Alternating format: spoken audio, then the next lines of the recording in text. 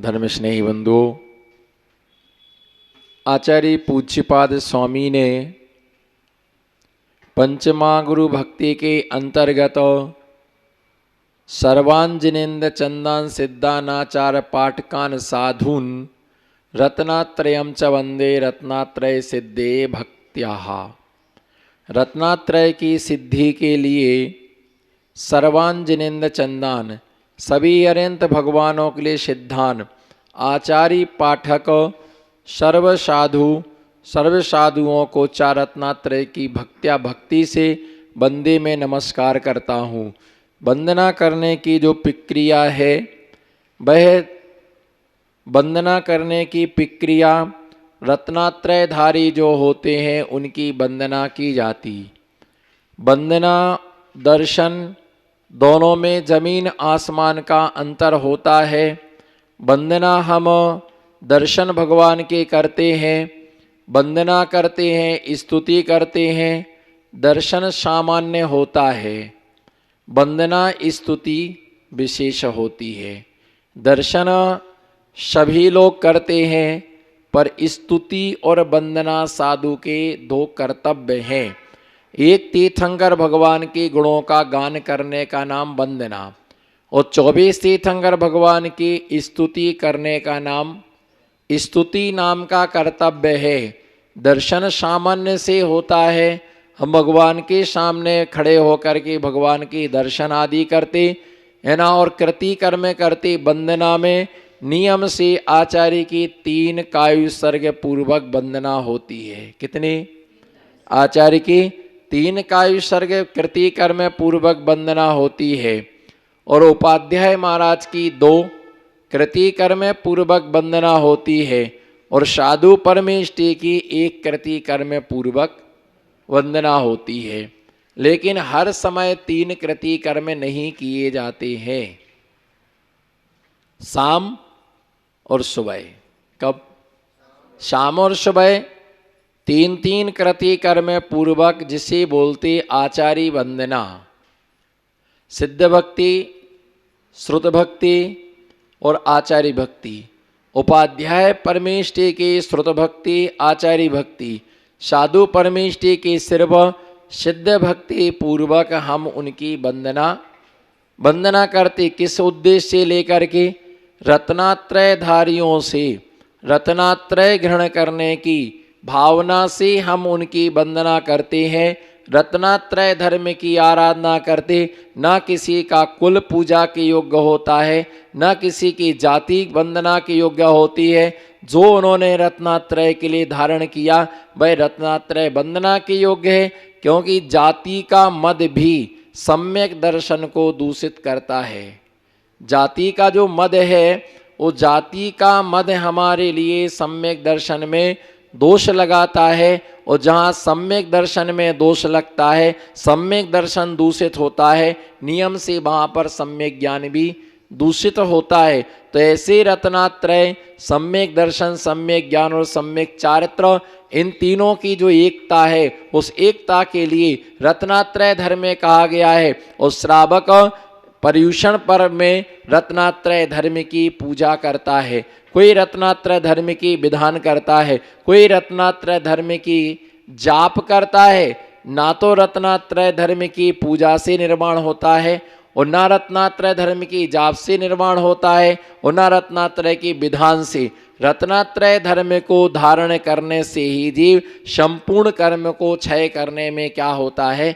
समर्थ होता है। इसलिए हम उनके रत्नात्रय की क्या करते हैं? वंदना करते। किसकी वंदना करते हैं? रत्नात्रय धर्म की वंदना करते। जो आपने, क्योंकि सम्यक दर्शन और सम्यक ज्ञान ये जीव के लिए घर में ही प्राप्त हो जाते हैं। 2 रत्न। कितने रत्न? घर में रहने वाला जो जीव है तो सम्यक दर्शन जैसे हो गया, चारों गतियों में सम्यक दर्शन होता है। कितनी गति में? चारों गति के जीवों को सम्यक दर्शन होता है, पर जिसके चारों गतियों में भी उसको ही सम्यक दर्शन होता है जिसके पास पंच इंद्रिय परिवार है। कौन सा परिवार? जिसके पास पंच इंद्रिय परिवार जिसका पूरा है, पंचेंद्रिय परिवार का मतलब स्पर्शन, रसना, घ्राण, चक्षु, कर्ण, ये 5 इंद्रियां जो है संज्ञेय पंचेंद्रिय है। ऐसे व्यक्ति के लिए सम्यक दर्शन, हाँ यदि कोई अंधा है तो उसे भी सम्यक दर्शन हो सकता है। किसके लिए? अंधे को। बहरे को भी सम्यक दर्शन हो सकता है, लंगड़े को भी सम्यक दर्शन हो सकता है, यहाँ तक कि गूंगे को भी सम्यक दर्शन हो सकता है। लेकिन ये ध्यान रख के चलें कि गूंगे को सम्यक दर्शन हो भी सकता, नहीं भी हो सकता। कारण कि उसके साथ में विडंबना ये है कि जो गूंगा होता है वो नियम से बहरा होता है, मुश्किल है उसको सम्यक दर्शन होना। कारण देशनालब्धि कैसे काम करेगी? देशनालब्धि कैसे काम? तो इस जन्म में उसे अधिगम सम्यक दर्शन होना दुर्लभ है। ध्यान देना, गूंगे व्यक्ति को अधिगम सम्यक दर्शन होना दुर्लभ है। कारण कि जब तक वो देशना नहीं सुनेगा तब तक उसके लिए सम्यक दर्शन नहीं हो सकता। लेकिन पिछले जन्मों में उसने सुना हो और दिगंबर महामुनिराज को उसने आंखों से देख लिया और देख करके उसको जाति स्मरण हो जाए कि दिगंबर महामुनिराज है, ये भगवान है, ये गुरु है, ये शास्त्र है, और उसके लिए पिछले भवों का स्मरण हो जाए तो उसे निसर्ग सम्यक दर्शन हो सकता है। कौन सा?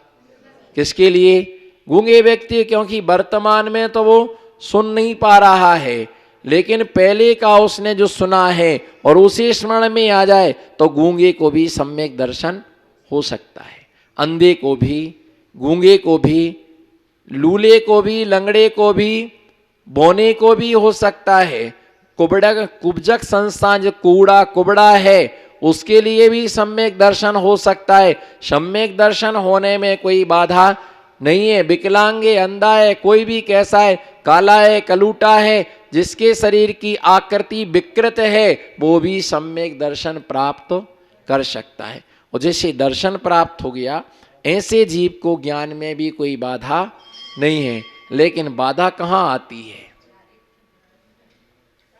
बोलो, बाधा कहाँ आती है? बाधा चारित्र में आती है। जैसे पुत्र लूला लंगड़ा कैसा भी हो सकता, पुत्र लूले लंगड़े होने में बाधा नहीं है, लेकिन पति होने में बाधा है। समझो थोड़ा सा विषय के लिए। मान लो पुत्र का अंधा होना, पुत्र अंधा हो सकता है, लेकिन पति बनना अंधे में बहुत मुश्किल है। कारण क्या है कि किसी का जन्म हुआ और जन्म से ही वो क्या है? अंधा है। अब जन्म हो गया तो माँ को तो उसको पालना ही पालना है। जन्म से लंगड़ा हुआ, जन्म से बहरा हुआ, जन्म से गूंगा हुआ, उसे पालना ही पालना है। लेकिन जब कोई उसे कन्या स्वीकार करे तब वो क्या बनेगा? पति बनेगा। तो पति बनने में बाधा है। इसी प्रकार से दर्शन लूले लंगड़े अंधे विकलांग आदि के लिए सम्यक दर्शन होना हो सकता है, लेकिन चारित्र होने में बाधा है। क्योंकि स्पष्ट सुसागर सूर्य ने अष्टपावड़ की टीका में कुंद कुंद स्वामी कृत अष्टपावड़ में स्पष्ट लिखा हुआ है कि जो चारित्र को धारण करने वाला हो वो व्यक्ति सुंदर होना चाहिए। क्या चाहिए? आंगोपांग सुंदर होना, आंगोपांग सुंदर होना चाहिए। बिल्कुल सुंदर शरीर का धारक हो, अंधा ना हो, लूला हो ना हो, लंगड़ा ना हो, बहरा ना हो, अच्छे सुंदर आकृति का धारक हो। क्यों? अब दीक्षा ही तो लेना सुंदर सुंदर से का मतलब, उसमें भी ब्याह में यही मचो है, ब्याह में यही मचा है और दीक्षा में, बोलो भैया कछु तो बोलो, यही मचा है। सब जगह मचो ही मचो है, बचो को है सब जगह। छोरी कहती है कि लड़का सुंदर होना चाहिए, लड़का कहता है, बोलो, लड़का कहता है लड़की सुंदर होना चाहिए, लड़का कहता है लड़की कहती लड़का सुंदर होना चाहिए। और दीक्षा में यही मचा। आचार्य महाराज कहते दीक्षा लेने वाला अब जी हम कहाँ जाएं? जो सुंदर नहीं है तो कहाँ जाएं? कौन बोला नरक में? हम कहाँ जाएं? हमारी कोई गति ही नहीं है। तो सही बात है, बिल्कुल सही बात है। और जी टेढ़ा टेढ़ा मेढ़ा शरीर मिला, कूड़ा कड़ूटा शरीर मिला, काला कलूटा शरीर मिला, ये कैसे मिला? क्या मिला?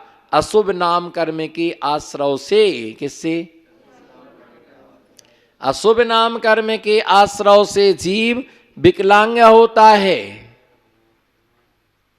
अशुभ नाम कर्म के आश्रय से। और अशुभ नाम कर्म का आश्रय कैसे होता है जी?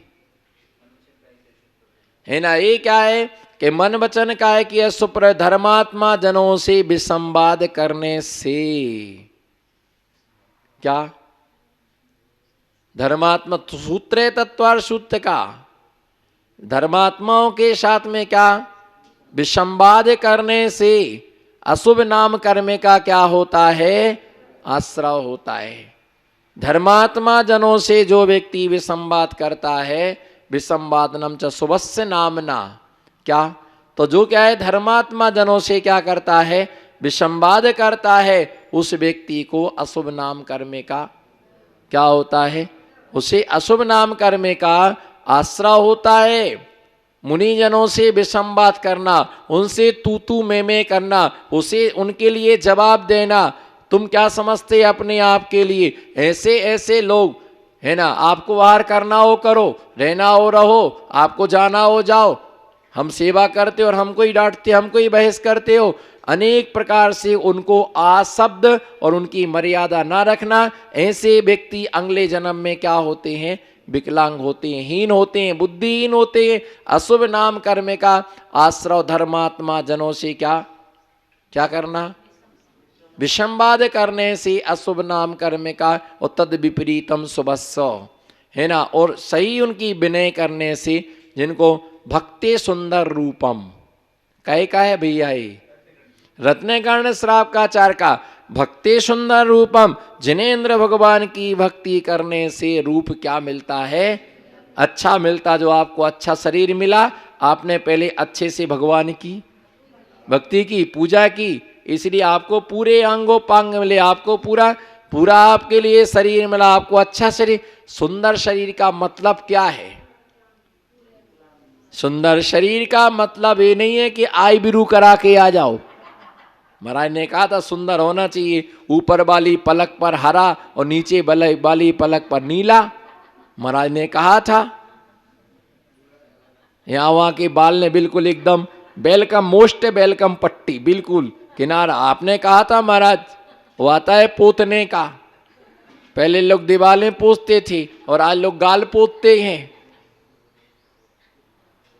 आदमी बेचारा बाल कटाने जाए तो यहां से लेके नीचे तक नहाए, और आदमी महिला ब्यूटी पार्लर जाए तो मुंह तक ना धोए। आदमी बाल कटाने जाए तो बेचारे को औरत घर में ना घुसने दे, नहाओ नहाओ नहाओ, है ना, तुम अशुद्ध हो, तुम बाल कटा के आए हो, तुम अशुद्ध हो, नहाओ, उसको अंदर नहीं आने देती है। बाल कटते हैं तो एक कपड़ा अलग से उड़ाया जाता है कि भैया ये कपड़े खराब ना हो। और मैं आदमी पूरा नहाता है और औरत ब्यूटी पार्लर करके आए तो मुंह तक नहीं धोए वो।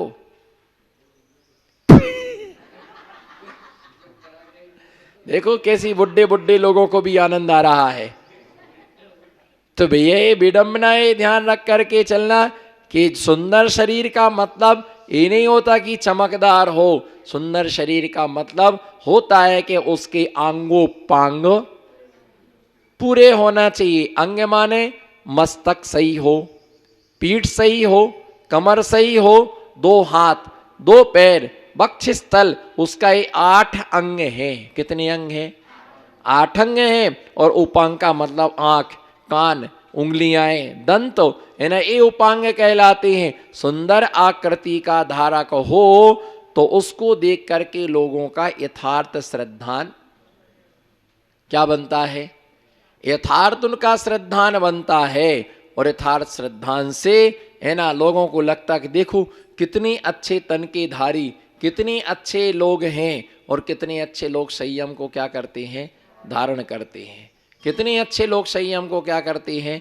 धारण करते हैं। तो इसलिए उसको सुंदर शरीर का क्या हो, धारक हो, सुंदर आकृति का धारक हो, देखने में लगे और उसके प्रति लोगों का क्या बने, श्रद्धान बने। तो इसीलिए दिया कि ऐसा वह सुंदर शरीर का धारक व्यक्ति हो, वह रत्नात्रय धारण करने के योग्य होता। आहार के विषय में ही ऐसा है, पूजा के विषय में भी ऐसा ही है कि पूजा आदि करने जो सुंदर अच्छा व्यक्ति है वो पूजा, क्योंकि है ना, पूजा जो होती इंद्र के भेष में होती। किस में होती है? इंद्र के भेष में पूजा होती है। कानों में कुंडल, कानों में कुंडल, हाथ में चूड़ा, हाथ में चूड़ा, बाजूबंद, कंठाहार, क्या कंठाहार पहन करके, मुकुट, करधना, क्या करधना, बिल्कुल सब पहन करके, बिल्कुल इंद्र की पोशाक में, बढ़िया अच्छे ड्रेस में पहन करके भगवान की क्या करना, पूजन करना। कहाँ के कुंडल, कहाँ के चूड़ा, कहाँ के कड़ा, कहाँ की करधनी है सब। पंचम काल के करिया लोग करिया डोरा पहनते हैं, एक पाँव में देखो तो करिया डोरा डाले, हाथ में देखो तो करिया डोरा, गले में देखो तो काला डोरा डाले, कमर में तो काला डोरा पहने, है सब। करधना भी है, चूड़ा भी है, सब कुछ रखा हुआ है, कुंडल भी है, सब सोना चांदी है, पर डर लगता कोई गिरफ्तार कर ले जाएगा। और पूजन करना तो मंदिर में सब तो व्यवस्था है, मंदिर में धोती दुपट्टा ऊपर डले ही हैं, हाँ तो कहो, धोती दुपट्टे डले ही हैं, जिनवाणी रखी है, पूजा के लिए पुजारी थाली लगाई देता है, कलश भर के रख ही देता है। हम पुजारी बन के थोड़ी आए, ऑफिसर बन के आए। क्या बन के आए? और कोई कम रहे तो पुजारी को चिल्लाने का, तुम कुछ व्यवस्था नहीं करते, तुम कुछ काम नहीं करते, तो उसको काम के नहीं, खाली वेतन लेने को आए हो। नहीं, कभी कभी कुंचुम कुंचुम, अभी मौन है, ये पता नहीं मैं कौन हूं, अभी मौन हूं। मैं कौन हूं, अभी मैं मौन हूं, खुल गया। तो पूजा के लिए देवतागण अच्छी भेष में आती। आपने आहार में देखा होगा कि राजा श्रीयांश ने आदिनाथ स्वामी को आहार दिया, अथवा अन्य जिन्होंने भी राजाओं ने आहार दिया, तो पूरा उन्होंने बिल्कुल सब तैयार होकर के अच्छे वस्त्र पहन करके आभूषणों के साथ उनको क्या दिया, आहार दिया।